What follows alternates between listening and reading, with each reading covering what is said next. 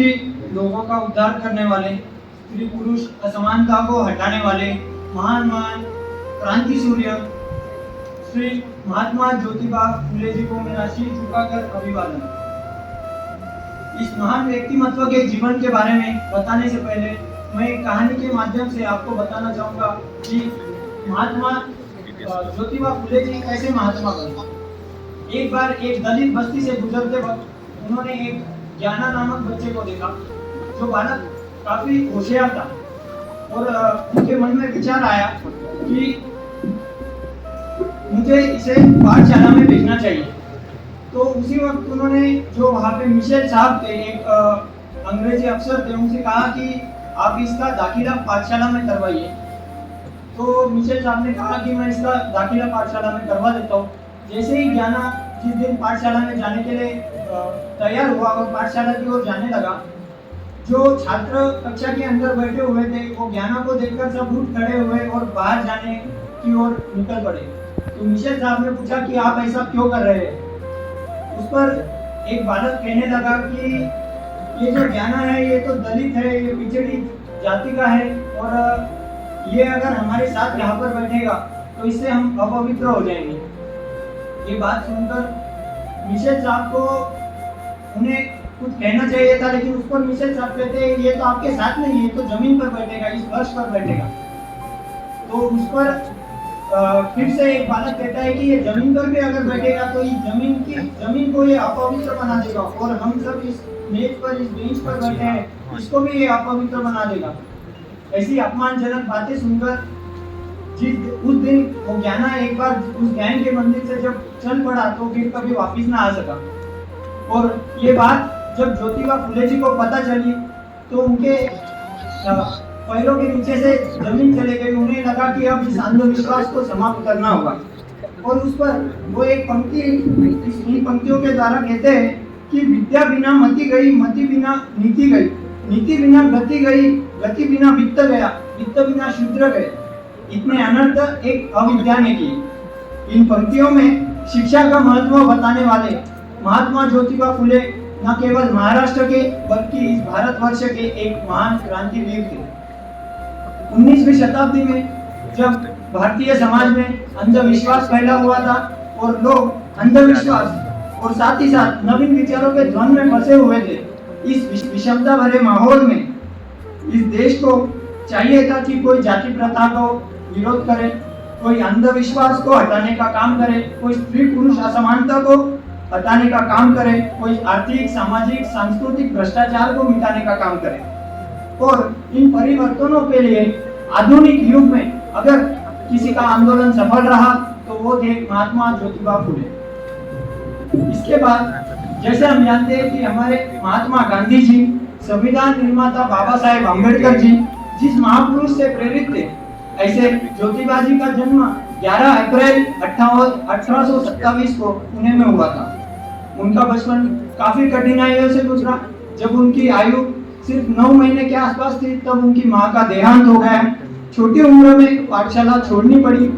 शिक्षा में काफी रुचि थी, इसलिए वे पाठशाला छोड़ने के बावजूद भी विभिन्न लोगों से विभिन्न विषयों पर चर्चा करते थे, बड़े बुजुर्गों से चर्चा करते थे और उनकी तर्क संगत बातों को सुनकर जो बड़े बुजुर्ग होते थे उन्हें काफी प्रभावित उनसे होते थे। 1840 में उनका विवाह सावित्री बाई से हुआ। ज्योतिबा से महात्मा बनने की यात्रा काफी रोचक है। जब और एक बार वे अपने मित्र के शादी में गए थे, वहां पर उनको जो अपमान हुआ, उन्हें पिछड़ा कहा गया और उनका जो अपमान हुआ उसके कारण उन्होंने तय कर लिया कि अब मुझे इन जाति प्रथा को जड़ों से उखाड़ फेंकना है। और उसके लिए उन्होंने पहले सोचा कि जाति प्रथा का अगर मुझे अंत करना है, इसे समाप्त करना है, तो मुझे सर्वप्रथम महिला सशक्तिकरण, नीची जाति का विकास और शिक्षा इन लोगों को देनी होगी। इसीलिए उन्होंने 1848 में लड़कियों के लिए पहली स्कूल खोली, पहली पाठशाला खोली।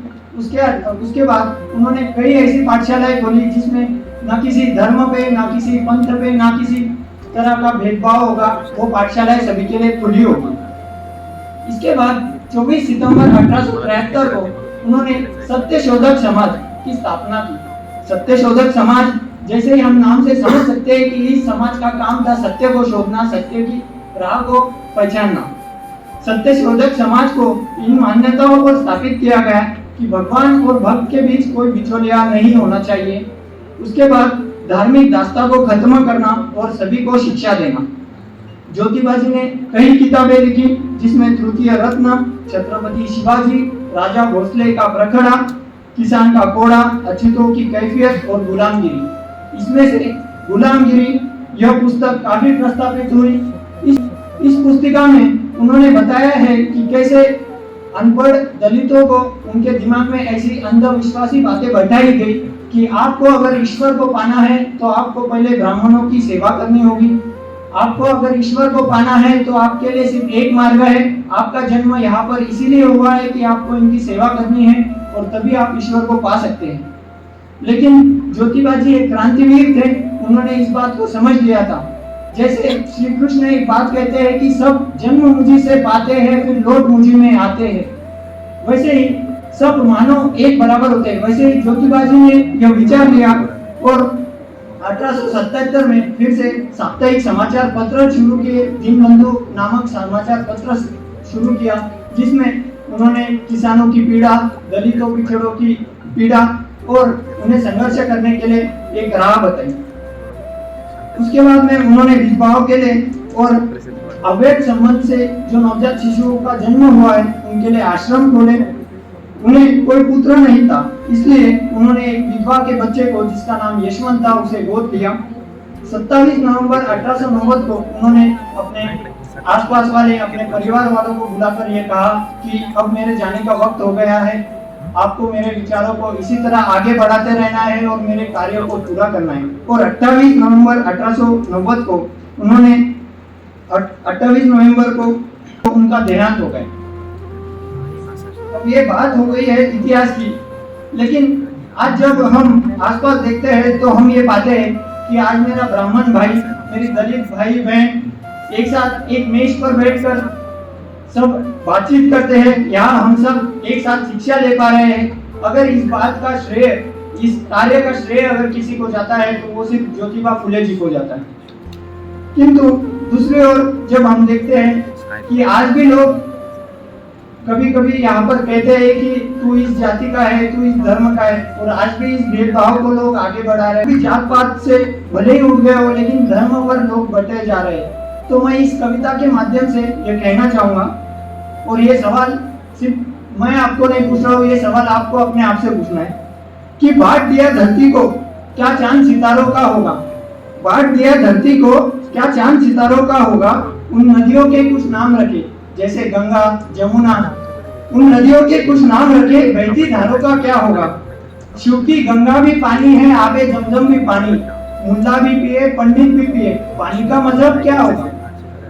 इसके बाद अगली पंक्ति में कवि कहते हैं, और इन फिरका परिश्तों से पूछो क्या सूरज नया बनाओगे। फिरका परिश्त इनका कोई धर्म नहीं होता। तो कवि यहाँ पर कहते हैं, और इन फिरका परिश्तों से पूछो क्या सूरज नया बनाओगे। एक हवा में सांस है सच्ची, क्या हवा भी नहीं चलाओगे।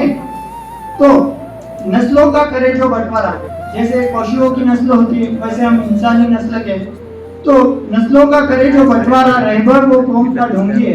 अब अंत में सवाल खड़ा होता है जिसका जवाब मुझे नहीं आप सबको देना है। तो नस्लों का करे जो बंटवारा, रहबर वो कौम का ढोंगी है, क्या खुदा ने मंदिर तोड़ा था या राम ने मस्जिद तोड़ी। और यहाँ पर अब अंत में, ज्योतिबा जी आपका सपना अपूरा करेंगे हम सब पूरा। ज्योतिबा जी आपका सपना अपूरा हम सब करेंगे पूरा। जय हिंद, जय महाराष्ट्र।